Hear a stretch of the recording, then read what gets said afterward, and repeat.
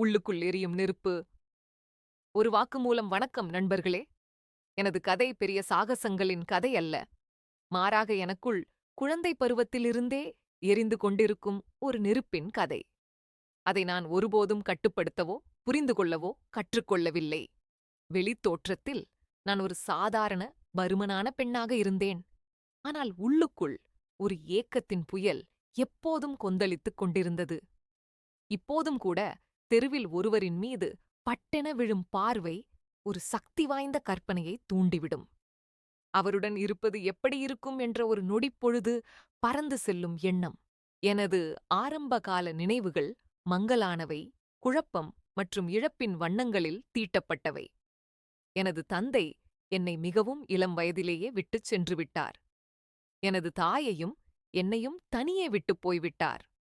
அவர் சென்ற பிறகு எங்கள் சிறிய வீடு அந்நிய ஆண்களின் சுழலும் கதவாக மாறியது.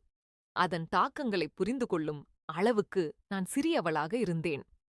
ஒரு வருகையாளரின் வரவு எனது தாயின் அறையின் மூடிய கதவு. பின்னர் அவள் வெளியே வரும்போது அவள் சேலையை சரி செய்து கொள்ளும் விதம் போன்ற ஒரு குழந்தை மட்டும் கவனிக்கக்கூடிய விவரங்களை மட்டுமே நான் கவனித்தேன். எனக்குள் கேள்விகள் பொங்கின.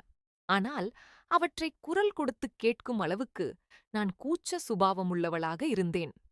எனது உலகம் என் தாய்க்கு கீழ்ப்படிவதைச் சுற்றியே இருந்ததே தவிர அவளைப் புரிந்து கொள்வதைச் சுற்றி அல்ல. அந்த வெளிப்பாடு அது வந்தபோது எனது அப்பாவியான உணர்வை என்றென்றும் உடைத்தெறிந்தது. ஒரு மதியம் எனது தாயை அவரது சொந்த சகோதரரான எனது மாமாவுடன் பார்த்தேன். ஆர்வம் அல்லது ஒரு விழிப்புணர்வு கதவின் விரிசல் வழியாக எட்டி பார்க்கும்படி என்னைத் தூண்டியது. நான் கண்ட காட்சி என் நரம்புகளில் உள்ள இரத்தத்தையே உறைய வைத்தது. எனது தாயார் ஆடையின்றி இருந்தார். மாமா அவர் மீது படுத்திருந்தார்.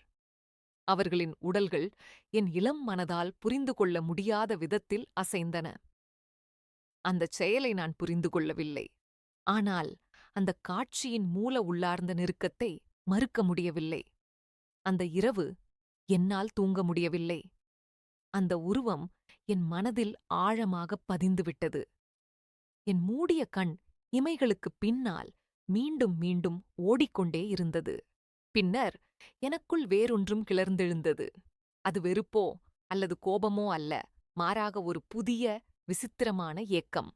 முதல் முறையாக என் சொந்த உடல் நான் கண்டதற்கு ஒரு எதிரொலியை உணர்ந்தது. எனது தாய் உணர்ந்ததை உணர வேண்டுமென்ற ஒரு அமைதியான, திகிலூட்டும் ஆசை உருவானது. அந்த நாளிலிருந்து எங்கள் வீடு ஒரு மேடையாக மாறியது. நான் ஒரு மௌனமான, மறைந்திருக்கும் பார்வையாளனானேன். பெரியவர்களின் இரகசிய உலகத்தை புரிந்து கொள்ள முயன்று எனது ஜன்னல் வழியாக பார்ப்பேன். ஆனால் பார்ப்பது நெருப்பை மட்டுமே வளர்த்தது. அப்பாவிப் பெண் மங்கத் தொடங்கினாள். அவள் பெயர் சொல்ல முடியாத வளர்ந்து வரும் ஆசைகளால் நுகரப்படும் ஒருத்தியால் மாற்றப்பட்டாள். இது அவளை ஒரு விசித்திரமான, தனிமையான ஆறுதலைத் தேட வழி நடத்தியது. அந்தக் காட்சிகள் என்னை வேட்டையாடின, ஆனால் அவை என்னை மாற்றியும் அமைத்தன. எனது உடல் இதுவரை ஒரு குழந்தையின் பாத்திரமாக இருந்தது. அதன் சொந்த விருப்பத்துடன் விழித்தெழத் தொடங்கியது. பார்வையாளருக்கும் பங்கேற்பாளருக்கும் இடையிலான கோடு ஒரு அமைதியற்ற இரவில் மங்கலானது. நான் படுக்கையில் படுத்திருந்தேன். வீடு அமைதியாக இருந்தது. அப்போது என் மாமா தோன்றினார். அன்று இரவு எனது உடல் எனக்கு கீழ்ப்படிய மறுத்துவிட்டது. என் மாமாவிடம் நான் சரணடைந்தேன். என் தாயைப் போலவே நானும் அவருக்குச் சரணடைந்தேன். அந்த தருணத்திலிருந்து என் சொந்த உடல் என்னைக் காட்டிக் கொடுத்தது. என் ஆசைகள் அதிகரித்தன. எனது கட்டுப்பாட்டை மீறி அவை என்னை ஆட்கொண்டன. நான் பள்ளிக்குச் சென்றேன், பின்னர் கல்லூரிக்குச் சென்றேன். ஆனால் இந்த உணர்வுகளைப் பற்றி யாரிடமும் சொல்லவில்லை. நான் அவற்றை எனக்குள் புதைத்து வைத்தேன். இந்த நேரத்தில் எனது உடல் வியத்தகு முறையில் மாறியது. நான் கணிசமாக எடை கூடினேன். என் உருவத்தைப் பார்த்து ஆண்கள் என்னை திருமணம் செய்து கொள்ள விரும்பவில்லை. நான் அன்பிற்குத் தகுதியற்றவள் போல் உணர்ந்தேன். கடைசியில் ஒரு திருமணம் ஏற்பாடு செய்யப்பட்டது. என் கணவர் மங்களூரில் ஒரு தனியார் நிறுவனத்தில் பணிபுரிந்து வந்தார். அவரது வேலைக்காக அவர் அதிகாலையில் பெங்களூருக்குச் சென்று இரவில் தாமதமாக வீடு திரும்புவார். நான் பெரும்பாலும் வீட்டில் தனியாக இருந்தேன். அவர் திரும்பி வந்ததும் அவர் எனது தேவைகளை பூர்த்தி செய்துவிட்டு உடனடியாக தூங்கச் சென்று விடுவார். வாரத்தில் 4 முறை இது நடந்தது. எங்களுக்கு குழந்தைகள் இல்லை. குழந்தை இல்லாமைக்கான காரணம் என் கணவரிடம் இருப்பதாக மருத்துவ பரிசோதனைகள் வெளிப்படுத்தின. ஒரு பெண்ணுக்கு குழந்தை இல்லை என்றால் சமூகம் குற்றம் சாட்டுகிறது. என்னை சுற்றியுள்ளவர்கள் கிசுகிசுக்க ஆரம்பித்தனர். குறைந்தபட்சம் ஒரு குழந்தையையாவது கவனித்துக் கொள்வது இந்த நிலையான ஆசையின் வேதனையை மறக்க உதவும் என்று நான் நம்பினேன்.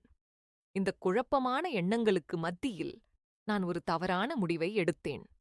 எங்கள் வீட்டின் எதிரே வசித்த ஒருவருடன் நான் நெருங்கிப் பழகினேன். குழந்தையில்லாத ஏமாற்றமும் என் மனதில் எப்போதும் எரியும் ஆசையும் தான் என்னை அவரிடம் நெருங்க வைத்தன. சந்திப்புகள் தொடங்கின. ஒரு ரகசிய உறவு தொடங்கியது. நான் ஒரு இரட்டை வாழ்க்கையை வாழ்ந்தேன். பகலில் ஒரு மனைவி, இரவில் வேறொருவரின் காதலி. ஆனால் இது என் ஆசையை அணைக்கவில்லை, அதை மேலும் தூண்டியது. இந்த இரகசிய உறவு எவ்வளவு ஆபத்தானது என்பதை நான் பின்னர்தான் உணர்ந்தேன். அந்த மனிதன் நம் ஒவ்வொரு சந்திப்பையும் ரகசியமாக பதிவு செய்து வைத்திருந்தான். நாங்கள் சண்டையிட்டபோது அவன் என்னை மிரட்ட ஆரம்பித்தான். நான் தவறான மனிதனிடம் சிக்கிக் கொண்டேன் என்பதை உணர்ந்தேன். என் கணவரிடம் சொல்ல முடியவில்லை. அந்த மனிதனிடம் பேசிப் பார்த்தும் பலனில்லை. பின்னர் அவன் இன்னும் மோசமான ஒன்றைக் கேட்டான். நான் மற்ற ஆண்களுடன் உறவு கொள்ள வேண்டும் என்று. நான் மாட்டேன் என்று சொன்னேன். ஆனால் அவனது அச்சுறுத்தல்கள் தொடர்ந்தன. இறுதியாக என் கணவருக்கு உண்மை தெரிந்துவிட்டது. ஒரு பயங்கரமான சண்டைக்குப் பிறகு அவர் என்னை விட்டுப் பிரிந்தார். என்னைப் பற்றிய உண்மை ஊர் முழுவதும் பரவியது. அக்கம் பக்கத்தினர் என்னை வெறுப்புடன் பார்த்தனர். என் சொந்த தாய் கூட என்னை ஒரு விபச்சாரி போல நடத்தினாள். நான் மலடியாக அறுவை சிகிச்சை செய்து கொண்டேன். ஆனால் அது என் தனிமையை மட்டுமே அதிகரித்தது. இப்போது நான் என் வாழ்க்கையை திரும்பிப் பார்க்கிறேன். என் குழந்தை பருவத்தில் நான் கண்ட அந்த காட்சிகளா? என் உடலில் ஏற்பட்ட ஹார்மோன் மாற்றங்களா? அல்லது நான் செய்த தேர்வுகளா? எதுவாக இருந்தாலும் இந்த ஆசை இன்றும் என்னை விட்டு நீங்கவில்லை. அது என்னை தொடர்ந்து வேட்டையாடுகிறது. இன்றும் ஒரு தெருவில் ஒருவர் தற்செயலாக என்னைத் தொட்டாலும் அதே பழைய உணர்வு திரும்பி வருகிறது.